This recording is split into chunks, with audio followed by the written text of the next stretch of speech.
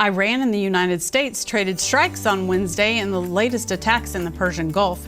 President Donald Trump announces a new member of his cabinet. The Democratic Party is responding. Governor Ron DeSantis is proposing a new bill to lower property taxes. What that can mean for you. Right here in Leesburg, we'll give you an update on the downtown parking project, and we'll experience the excitement of opening day of the Leesburg Lightning. This is the Lake Report.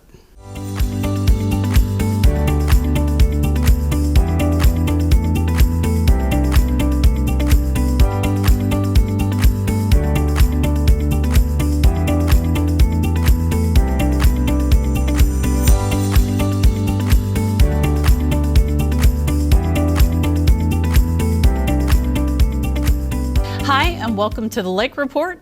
I'm Lori Davis. We begin with the national news as Iran launched a deadly new set of attacks on the Persian Gulf on Wednesday as it traded strikes with the United States. The latest exchange to threaten the fragile ceasefire and stalled peace talks between the two countries. One person was killed and flights were suspended in Kuwait. Officials said after missile and drone strikes, including an attack on its international airport. The U.S. military said it shot down Iranian drones near the Strait of Hormuz and struck Iran's Qasem Island a day earlier. Repeated military exchanges between Washington and Tehran, as well as Israel's escalating campaign in Lebanon, have added strain to efforts to end the war and reopen the crucial trade route. The two sides offered mixed messages on the status of talks, with President Donald Trump insisting they were ongoing after Iran signaled it may walk away. Continuing with national news, Bill Pulte is the head of the Federal Housing Finance Agency, and in that position, he has helped the Trump administration compile information to fuel investigations into the president's perceived political enemies. As acting director of national intelligence, Pulte will be the highest-ranking intelligence official overseeing a vast network of 18 agencies, including the CIA and the National Security Agency. He will also be the president's principal advisor on intelligence issue and will manage the daily intelligence briefing for the president. Trump announced on social media that Pulte will remain as director of the Housing Finance Agency, as well as chairman of Fannie Mae and Freddie Mac, government-sponsored enterprises created by Congress to support mortgage market. Senator Mark Warner of Virginia, the top Democrat on the Senate Intelligence Committee, slammed the decision, saying in a statement that Pulte was not only unqualified, but that he was chosen precisely because the White House believes he will provide the narrative it wants and not the intelligence we need. Warner also pointed out Pulte was chosen for his willingness to advance the president's political agenda rather than his experience. Governor Ron DeSantis built his political brand by railing against illegal immigration, woke ideology, and progressive tax reforms. As he campaigns to slash property taxes, the term-limited Republican is selling a new message more commonly associated with the political left: let the rich pay more.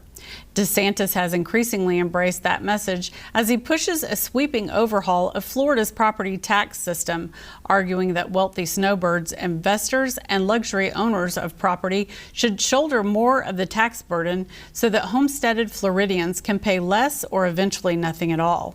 DeSantis and fellow Republicans are selling a tax proposal designed to protect middle-class homeowners by preserving tax on wealthy property owners and second home buyers. Democrats, meanwhile, say the rhetoric sounds strikingly similar to the populist arguments against the very progressive DeSantis routinely attacks. Covering stories county-wide, the mayor of Lady Lake forged ahead Monday night, proclaiming June as Pride Month despite opposition from some of his fellow commissioners. It was a dramatic moment when Mayor Ed Freeman went to the podium and read the proclamation.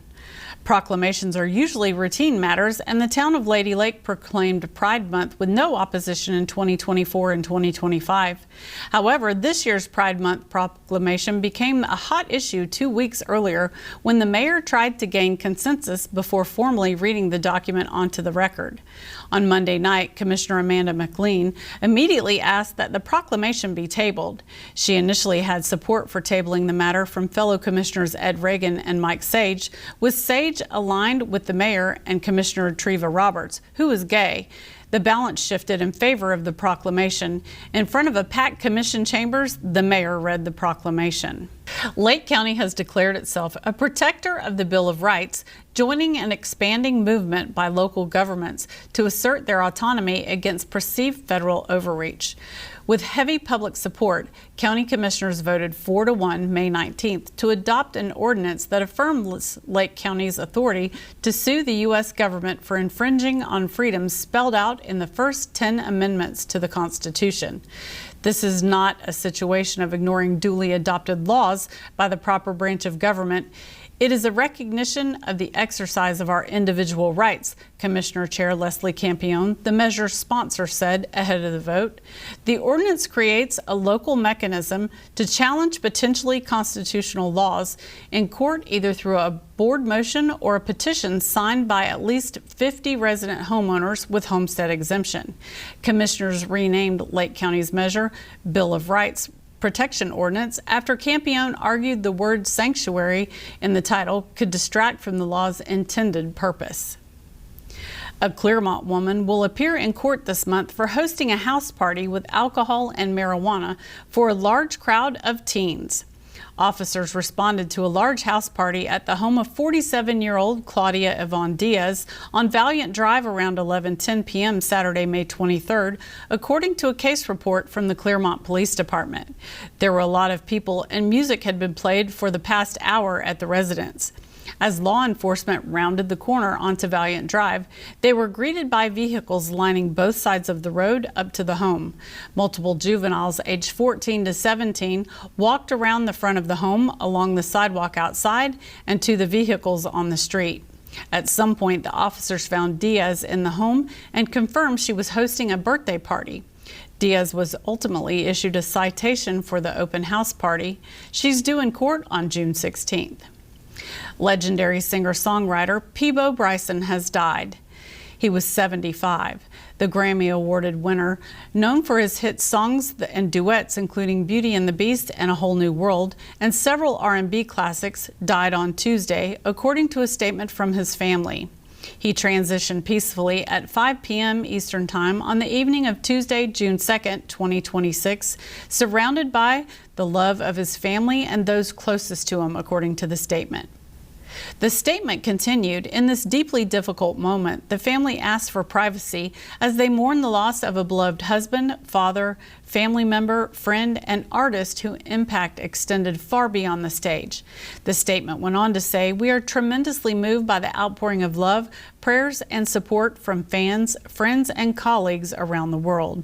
While our hearts are broken, we find comfort in knowing how deeply Peabo was loved and how many lives were touched by his voice and his generous spirit. His legacy in music will live on for generations to come. Peabo was a legendary talent. May he rest in peace." Our final story before the break focuses on a project that could shape the future of downtown Leesburg. As new businesses, events, and visitors continue to fuel growth, city leaders are exploring solutions to address one of the community's most talked about issues, parking. If you've ever been to Leesburg, you know that parking has always been a challenge. It's a growing community that's looking for new ways to come up with great ideas on how to solve the parking problem. So right now, we're heading into the Venetian Center for the 5th Street parking project.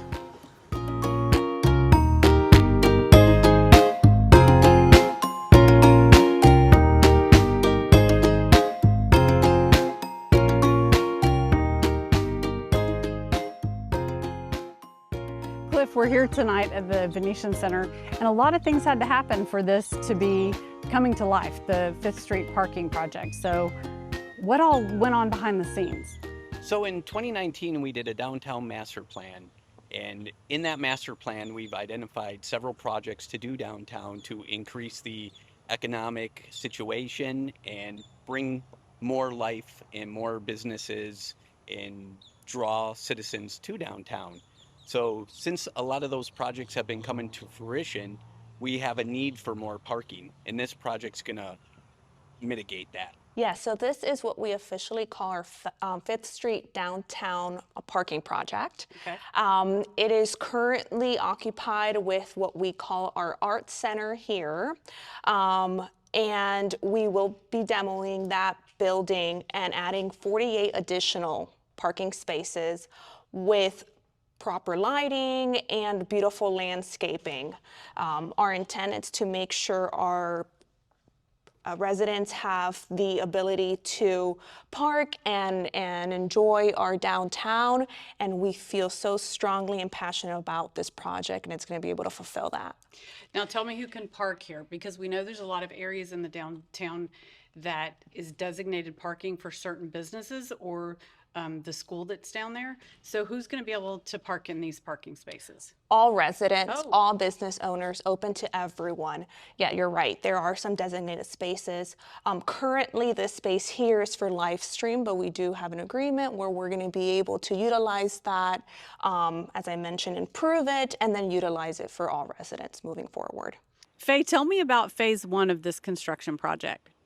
Phase 1 is going to involve the removal of the old arts building on Magnolia and the associated parking lot behind that to the south. And that phase is going to include milling the existing paved areas. And then where the existing building is now, we're going to create a new parking lot there with some drainage. And that'll kind of open up an area for additional parking. So this project, it's super important that I mention it will be phased. What I mean with that is phase 1, we'll start here where the existing arts center is. We'll complete that part. We'll jump into phase 2, which is on the southern part of this plan, and then phase 3 is on the northwestern portion of this plan. What that means is that at all times someone will be able to park. We do not want to close off this project in one piece. We want to phase it so it can be utilized. We don't have to prevent business owners or residents from parking here. What's the timeline for completion? November of 2026. Oh, Is- that's yeah, fast. yeah, Very pretty good. So fast. I think the businesses and the residents will respond well to that, knowing that it's not going to drag on for It will not months drag and months. on. You will be seeing fencing around the site where we're going to be constructing, but that will be the only location that has construction. Everything else will be able to be utilized. It's also important to say that phase 3, once we do get there, there's going to be a whole reconfiguration of access, ingress, egress points.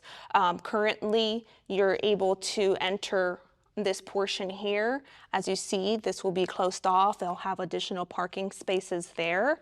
The new entrances will be a little south of that, as well as on the north portion of that. So super important. It's going to just flow better moving forward. So we are excited. Now, I know this is more of the finished project, but let's go over here and you can tell me what's going on with this one. Yes, here is a little bit more of a detailed plan. You will be able to see more of our plant list, right? What trees are going there, what shrubs are going there. You'll see tiny little specks here and there, 17 to be exact. That gives us the identified locations for some light poles. Our intent is to also add electrical conduit, so we could potentially use this location for future events such as Bike Fest, etc. So we will be maximizing this. We are so excited to kick this project off and complete it so we can have our residents utilize it. It looks like you've left nothing to the imagination. You've got every detail covered, from the botanical common name of what you're putting Right. here and where you're putting it. I love it, so that any resident that shows up and comes tonight or business owner will be able to see exactly what's going to happen. Tell me why the commissioners thought now was the right time to do this. Well, downtown is exploding. There's lots of new businesses coming. And then with that comes new people and more parking challenges. So we have some of those challenges, and we'll be addressing some of the additional challenges here in the future. But this is the first step to address that. How are the businesses downtown going to react to all the construction? I mean, I would expect them to be concerned about it. They're trying to run a business as well. And I know parking being a premium downtown, you know, it's going to probably cause some stress, but we're going to try to eliminate it, or at least soften that with phasing this project out. Being downtown, having a business that we own there on 5th Street it's imperative. Most of our clients will park in this parking lot. having the construction and all that down there does affect our business. So I just wanted to come and kind of get an idea of what the phasing is and those things. So I think it's a good project. I think it's a long time coming, and we're excited to get it going. As downtown grows, we need more parking, and we're taking down the Art Center building, an old special events building, and this is the drawing of what it will look like. We just approved this a couple weeks ago at the City Commission level, and construction should be starting here soon. Now that you've seen the renderings of it and you've actually been able to ask some questions about it, are you really getting a good feel? Yeah, I'm excited for it to get done. First off, I'm glad that they're doing it over the summer months. It is hot work, right? Paving is hot work in the summer months in Florida, but I'm thankful that they're doing it over kind of our down season. So I'm very excited for it to get started and get completed. So I think residents are going to be really pleased when they see what you've come up with and what the city planners have all come up with to resolve all of the parking challenges downtown. So Yes, we're all thank you for looking that. forward to a successful project and something that adds value to the citizens of Leesburg. Thank you for that. What a great meeting. We'll keep you updated on the progress of the project. For LakeFront TV, reporting from the Venetian Center, I'm Lori Davis. Coming up, Leesburg turns purple for a purpose. See how a citywide effort is shining a light on Alzheimer's awareness through the month of June. Stay with us. The Lake Report will be right back.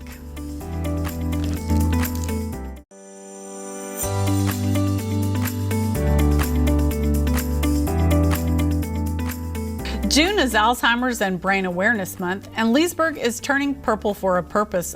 On June 1st, community members gathered in Town Square as city leaders officially launched the Purple for a Purpose campaign and lit downtown purple in support of those affected by Alzheimer's disease. Here's a look at the event and the impact the important initiative is making throughout our community.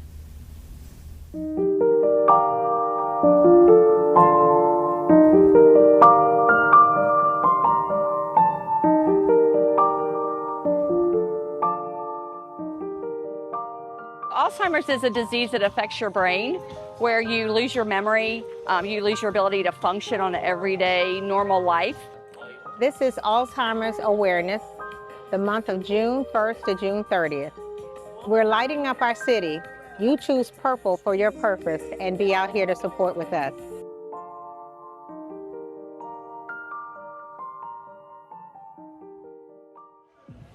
So hope to me is finding a cure for this disease.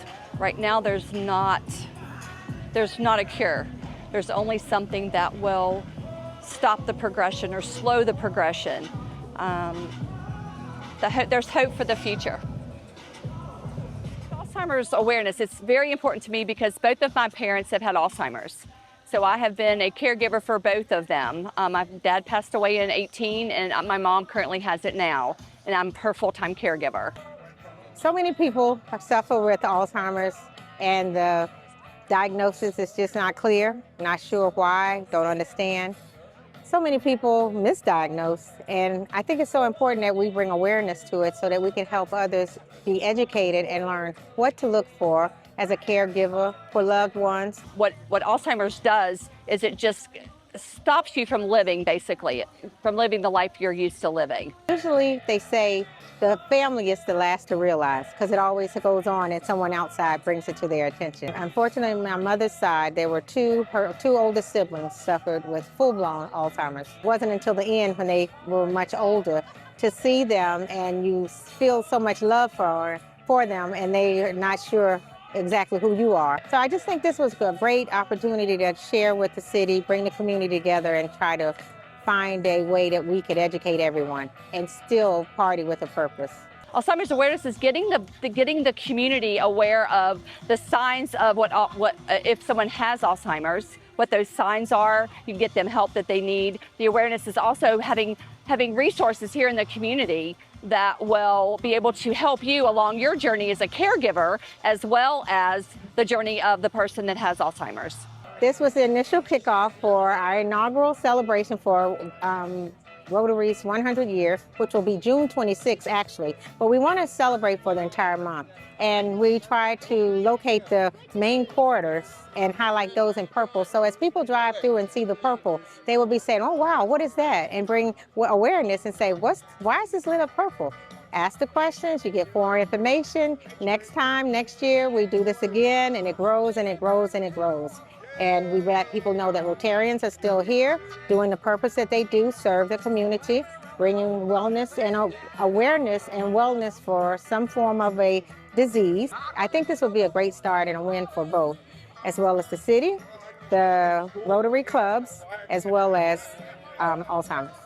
June 27th, Saturday, we'll be right back here at the square at 8 a.m. to 2. We will have registration that is absolutely free, so come early so you can register, and we'll follow the same race as the pancake race that the city sponsors as a city event.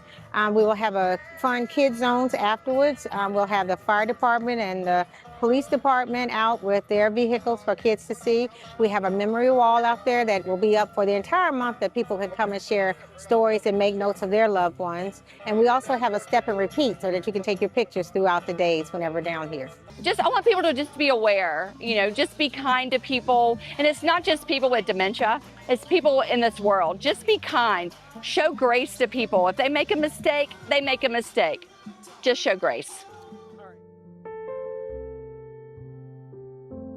Memories are very important to people, and it's very hard for people who have dementia, have any type of dementia, including Alzheimer's. They don't remember what happened in the past, and they don't know what to do about the future. So you have to live right now. And if you don't live right now, just like for anybody, you want to live right now because you don't know what the future holds. Mom, I want you to know me and know in your heart, even if you don't remember my name, I want you to know that you are loved, you are special, you are cared for, and I couldn't have asked for a better mom. I love you. I would tell them that they are safe and that I love them, and to know that I'm a friendly friend that's just trying to say hello and help them, wish them a happy day.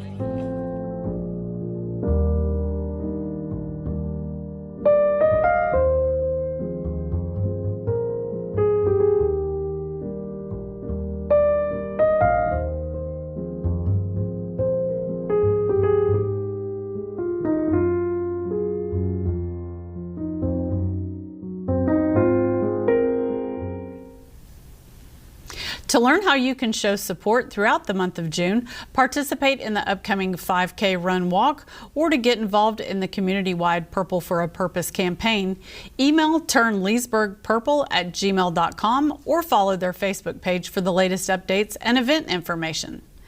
Stay with us. Coming up next, I'll take you to the opening night of the Leesburg Lightning as the hometown team kicks off another exciting season.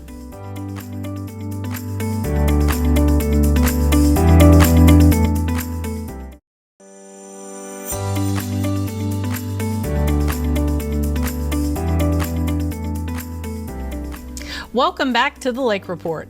There are few signs of summer in Leesburg more exciting than opening night for the Leesburg Lightning. I headed to historic Pat Thomas Stadium to take in the action, meet the fans, and even spend a little time with Mayor Allison Berry on the pitcher's mound before she delivered the ceremonial first pitch. Here's a look at all the fun from opening night. Baseball. It's the story of America's pastime. The journey taking place around a diamond, every corner filled with legacy, memories, and dreams. Each story begins on opening day. This chapter, the Leesburg Lightning. Let's play ball.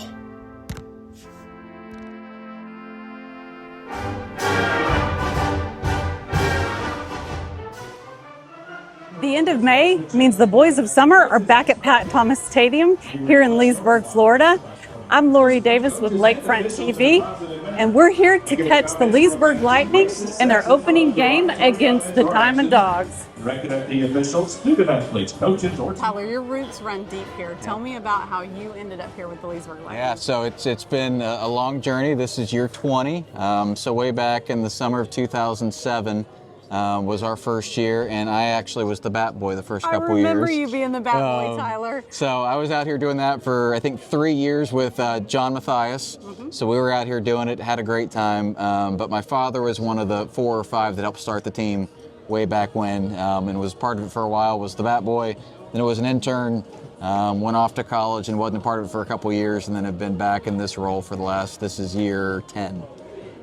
So it's been a long time, but a great time. I look forward to it every year. Well, I grew up here, and so in 2007, when this started, I was coaching already, and it's been a part of the community for 20 years now. And getting to see all the people who came and watched me play at Leesburg High School come out and support now that I'm the coach, and it's special. It's amazing. Leesburg Lightning, like 17 or 18 years of history here in the city of Leesburg. The games are completely free. We do everything free for the families. We do pass the hat to help offset some of the costs, but you're not obligated to do that. And then we do concession stands here at the city, at the concession stand for cheap food, good family fun times. This has always been a very baseball-rich town. Everyone here supports the game, and it's been a really special place to grow up because the fans are, the people here in the community are awesome. I've watched you tonight interact with the fans as you were getting here. Tell me how special that is. So we probably still have a group of 20 or 30 strong that have been here every bit of the last 15, if not all 20 years, and to see them at this time every year. So this is opening night. I haven't seen them since last year. And to see them, and they ask me how's life, how are things going, and see them, it's always very special. So that means they've watched you grow up too, since your little. dad was here. All of us knew your dad. There's a lady who I just saw walk in named Kathy, who's been here since day one, and for the longest time, she carried my bat boy baseball card in her wallet for years. She might still have it, she might not, but she loves to pull it out and show people. Okay, so I may have to ask her. Kathy might have it, or she'll certainly tell you a story about it. But no, it's just stories like that make it even more special and worth coming back. Back to your first question, that's another thing that makes it super special is that I grew up here, and so many people in the community, and they just continue to show up night after night. And we've had fans who have been Leesburg Lightning fans for 18, 20 years now, and so some of them don't miss a game, and it's just awesome. And there's a few local boys on the team this year. There are. Ledger Pleasant is on the team, Andon Gray is on the team, and a couple others that have played out at Lake Sumter in the past. So That's great. Rich always does a great job of putting some local talent in here. A couple of our interns are local as well. So we try to keep it in the community as much as we can.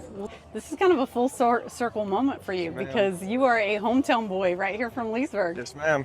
Happy to be back. Played baseball here, grew up watching all the games, and I'm just excited. Tell me how you ended up here playing for the Lightning tonight. Well, I got hurt, and so I really needed at-bats from going into next year. And so I just reached out to Coach Billings and said yes, he has another spot, and helped out so I can get back healthy and ready to play. So you're throwing out the first pitch tonight. Have you been warming up? Oh, yeah, right. Do we need to get the glove? I think we might need more than a glove, but I'm looking forward to it. I think it'll be fun, even if it rolls across the plate, long as it gets Long there, as right? it gets there, Yes, that's what I'm thinking too. Thank you. So you grew up here. You're throwing out in front of your hometown This tonight. is my hometown, born and raised right here at Leesburg at this Pat Thomas Stadium with Mr. Buddy Lowe as one of the teachers at the school, and then long time history. There aren't very many of us that were. I was born here as well. There aren't very many of us left. Not many, but you'll be surprised. We're celebrating our 100th year for Leesburg High School too, coming up. Yep. So that'll be a great add-in for this city as well. How has this league changed? How have you seen it change over here? It's really increased. COVID was big for us. So COVID, when the rest of the world really shut down and Florida stayed kind of open, some of the big leagues up north didn't play, so we got an increase of really high-level D1 talent to stay closer to home and play, which has really helped the league kind of expand at the quality of ball that we play. I'm ready.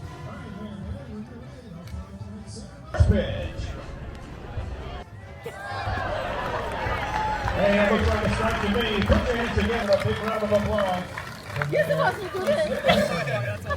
That's on me. Thanks, y'all have fun. Thank you. All I right. appreciate it.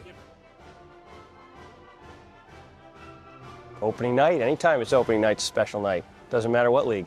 Oh, love baseball. My dad played professional baseball, so did I, so it's a family affair. My daughter is actually one of the social media directors for the Florida League, so it's in our blood, is what we do. It's been wonderful. Good team. The Lightning seem to be doing really good tonight, so this is their opener, and so I thought I'd come over here and enjoy the day. We'll be back. We're looking forward to the Lightning winning good throughout the season. So, yeah. And that's the ball game. Thanks for joining us. We'll see you next time.